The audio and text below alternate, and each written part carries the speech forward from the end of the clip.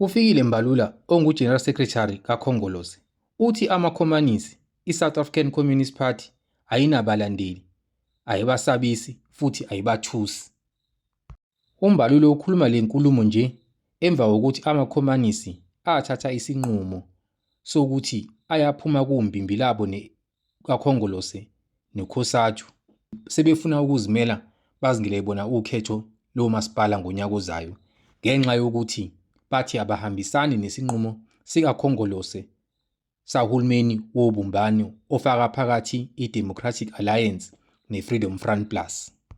Amakhomanisi athi iDemocratic Alliance neFreedom Front Plus awamele abantu abamnyama, amele ongxiwankulu nabelungu. UMbalula ubuye waxolisa kumakhansela kaKhongolose ngenkulumo eyakhulunywa uMantashe yokuthi bazi ukucula nje kuphela abakwazi ukuphatha omasipala. Wakhuluma lamagama nje uGwede Mantashe ngenxa yokuthi omasipala abaningi abaphethwe uKhongolose kukhalwa ngezinsiza abangazihambisa emphakathini, kukhalwa nangenkohlakalo edla lubi komasipala abaphethwe uKhongolose.